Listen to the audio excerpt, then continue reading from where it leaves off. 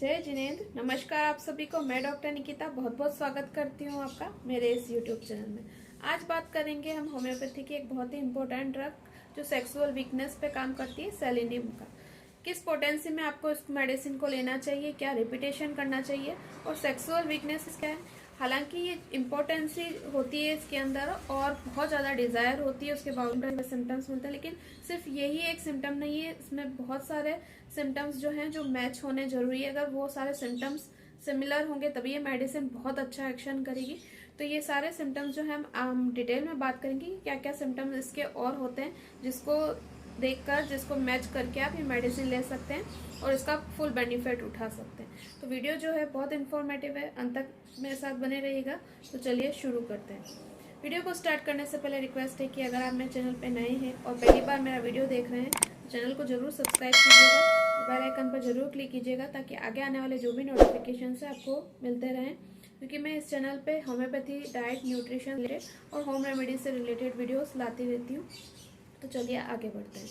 अगर हम selenium medicine के जो स्फीयर ऑफ एक्शन है वो मेन एक्शन तो इसका हालांकि मेल सेक्सुअल ऑर्गन पे ही है, लेकिन ये बॉडी के और भी बहुत सारे पार्ट हैं जिन पर इसका अच्छा एक्शन है, जैसे कि माइंड, हेड, लीवर की जो ट्रबल्स होती है उसमें भी इसका अच्छा एक्शन है अगर सिम्टम्स सिमिलर होते हैं तो।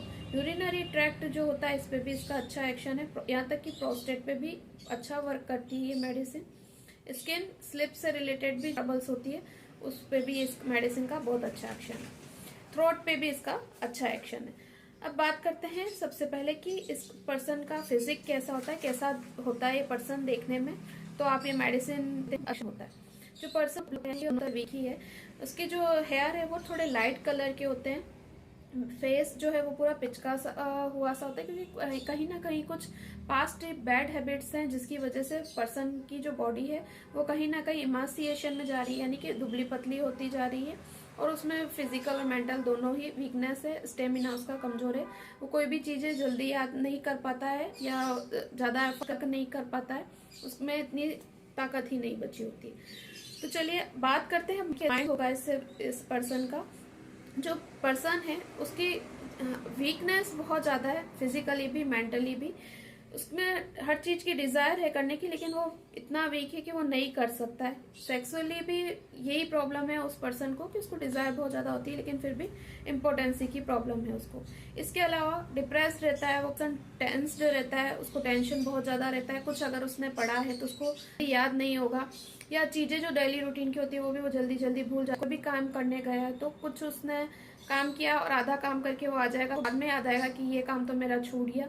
इस तरह की याददाश्त उसकी कमजोर होती है। याददाश्त कमजोर होने का भी यहाँ पे यही कारण है कि जो पर्सन है वो कहीं ना कहीं बैड हैबिट्स के कारण उसने सेमिनल फ्लूइड बहुत लॉस कर लिया और कहीं ना कहीं उसका असर माइंड पे भी पड़ा है और वो माइंड को पूरी तरह से यूज नहीं कर पा रहा है, चीजें रिकॉल नहीं कर पा रहा है, उसकी मेमोरी जो है।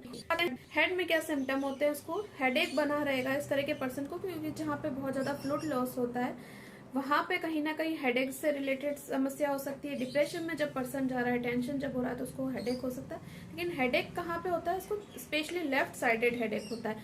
आइस के ऊपर इस एरिया में उसको हेडेक हो सकता है, थ्रोबिंग बस्टिंग टाइप हेडेक हो सकता है, क्योंकि जो ये पर्सन है उसकी कहीं ना कहीं स्लिप भी डिस्टर्ब्ड है और नाइट में उसकी बार बार नींद खुलती है और लेट तक वो सोया रहता है।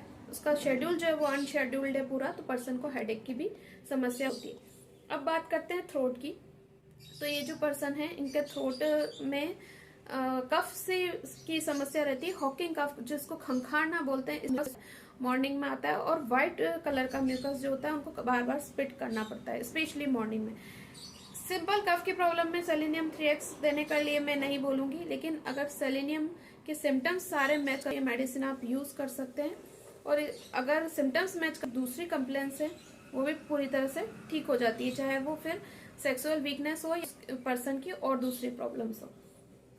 तो जो ये कफ है ये स्पेशली पब्लिक स्पीकर्स का होता है, जो बहुत ज्यादा जिनका बोलने का काम रहता है, लॉयर्स, स्पीकर्स ज्यादा बोलते हैं और फिर उनको इस तरह की टेंडेंसी होती है, तो ये मेडिसिन वहां पे भी एक्ट करती है।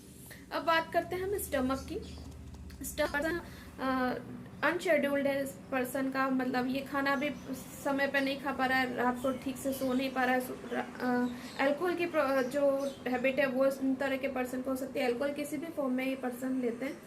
चाहे वो रम हुआ, विस्की हुआ, किसी भी फॉर्म में ले रहे हैं, तो कहीं ना कहीं लीवर से रिलेटेड इन भी प्रॉब्लम रहती है उनको, और लीवर इनलार्जमेंट या फैटी लीवर इस तरह की प्रॉब्लम आ सकती है। और जहाँ लीवर प्रॉब्लम होती है वहाँ कहीं ना कहीं कॉन्स्टिपेशन बना रहता है। तो इन तरह के जो पर्सन होते हैं इनको जो कॉन्स्टिपेशन होता है वो बार बार होता है, और कॉन्स्टिपेशन में स्पेशली इनको कई बार मैकेनिकली रिमूव कराना पड़ता है, इतना ज्यादा प्रॉब्लम है, कभी भी अपना स्टूल निकालना पड़ता है, यानी हाथ से भी निकालना पड़ता है, इतना फंस सा जाता है। रीजन यही है कि लीवर अफेक्शन भी है, अनशेड्यूल भी है, तो कभी प्रॉब्लम इन लोगों को हो जाती है। फास्ट फूड ये बहुत सेलियम वाले जो पर्सन होते हैं, जो मैदे से रिलेटेड चीजें होती है, जो बाहर का खान पीन होता है, जो बाहर की चीजें होती है, वो इनका खाना बहुत ज्यादा रहता है। अब बात करते हैं हम यूरिनरी ट्रैक्ट पे कि यहाँ पे क्या एक्शन है सेलेनियम का। तो सेलेनियम जो मेडिसिन है, इसके सिम्टम ऐसे होते हैं यूरिन के कि ड्रॉप ड्रॉप यूरिन आता है, क्योंकि कहीं ना कहीं प्रोस्टेटिक इनलार्जमेंट भी दिखाई दे सकता है इस यहाँ पे।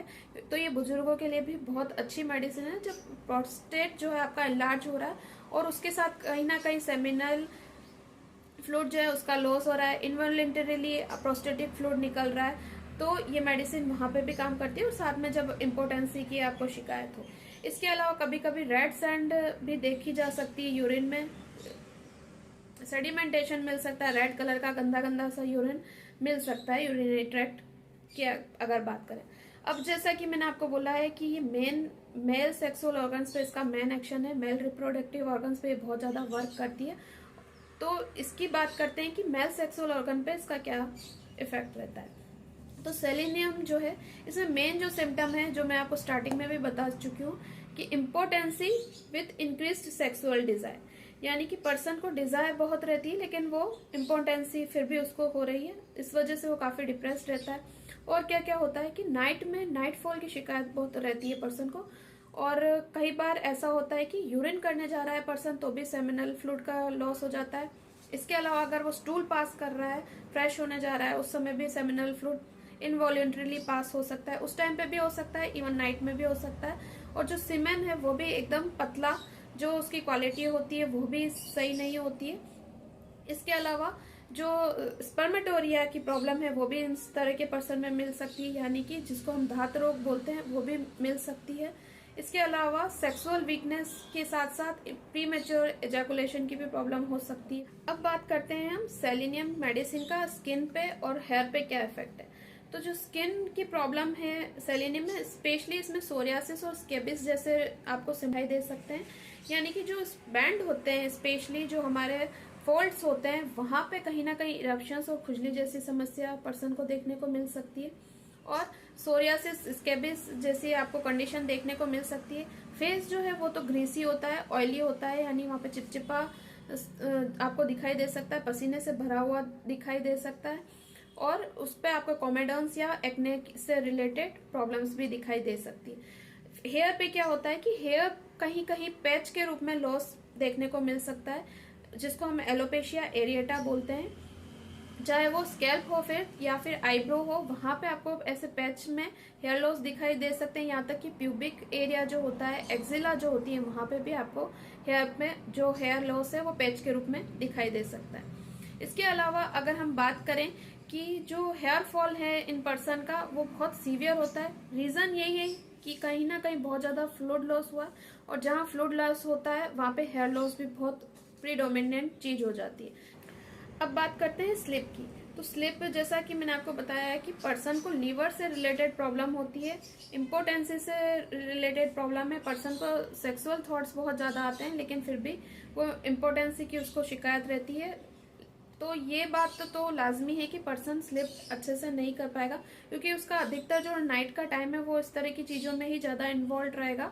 और लीवर इन्फेक्शन जहाँ पे है, लीवर प्रॉब्लम जहाँ पे है, तो वहां पे आपने मेरा अगर लीवर का वीडियो देखा हो तो मैंने आपको बताया था कि जहाँ पे लीवर ट्रबल्स रहती है वहां पे पर्सन की स्लिप डिस्टर्ब हो ही जाती है। इसके अलावा जो ये पर्सन है, इसमें एक यूनिक चीज आपको देखने को मिलेगी कि 1 से 1:30 बजे के आसपास इनकी नींद हमेशा खुल जाती है। कैट नेट स्लिप बोल सकते हैं जिसको हम, कि हल्की सी आवाज हुई, हल्की सी कुछ आहट हुई तो इन पर्सन की नींद खुल जाती है, तो ये रात को अच्छे से सो नहीं पाते हैं। रिजल्ट होता है कि सुबह भी ये मुश्किल से उठ पाते हैं। और इसके अलावा क्या होता है, ऐसे तो इन पर्सन की बहुत ज्यादा जो याददाश्त है वो कमजोर है, उनको चीजें याद नहीं रहती है, वो जल्दी से भूल जाते हैं। लेकिन जब वो स्लिप करते हैं तो उनको ड्रीम्स आते हैं और कई उससे रिलेटेड जो वो चीज भूल गए उससे रिलेटेड उनको वापस वो चीजें रिकॉल होती है और उससे रिलेटेड ड्रीम्स आ जाते हैं।